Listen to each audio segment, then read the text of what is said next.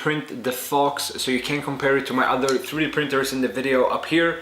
I don't think anyone can deny that it did a fantastic job with the first print.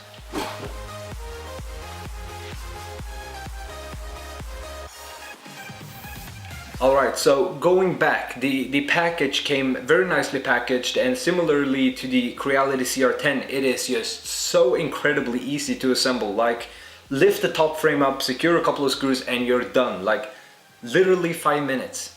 Very responsive and simple layout for the touch display, though in reality a scroll wheel is just so much faster to use. It does, however, have a auto bed level feature using an inductive sensor that just makes the bed leveling software a lot easier.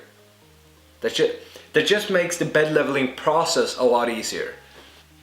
Oh yeah, it also has this nifty little device that pauses the 3D print whenever you're running low on filament, so it's such an awesome tool for when you're making multiple color prints.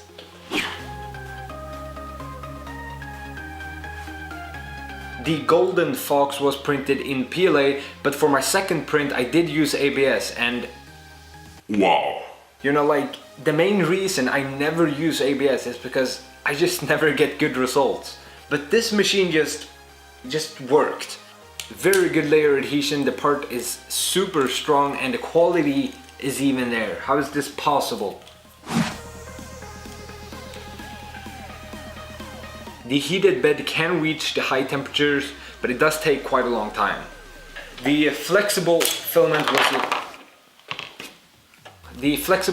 was just impossible. For whatever reason, the nozzle was not able to put down a nice continuous stream of filament, and obviously this reflected the printing quality immensely. The hot end didn't have a problem reaching the high temperatures at all, so the nylon print turned out great. Actually, it turned out surprisingly good.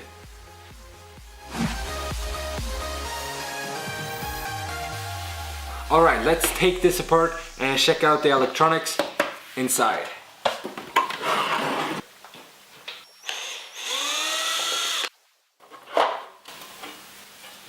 Bam! You have your standard AC connection. It's properly grounded, and everything is contained within this container, so we have no open power supply, which is great. And if we take a look at the terminals of the power supply, you can see all the connections has crimp connectors, which I've told you in a previous video that it's basically essential to have a safe 3D printer. Both the power supply and the motherboard has cooling fans. You also have the bottom part of the container.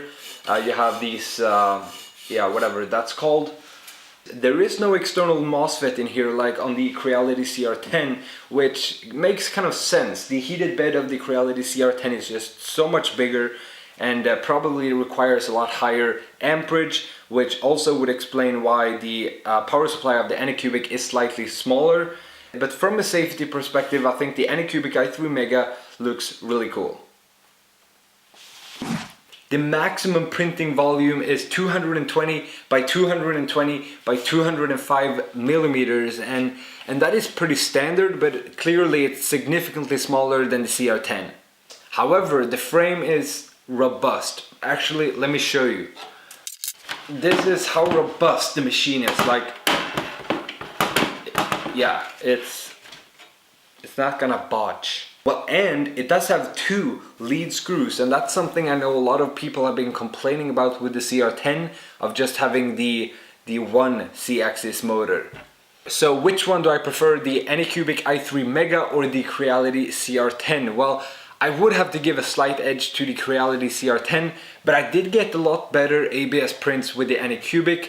Multicolor prints are way easier to make. It does have 2 Z-axis motors for whatever that's worth. It is a little bit lower cost, and it's really quiet. Actually, I believe it was the lowest decibel reading across all my printers at only 50 decibels.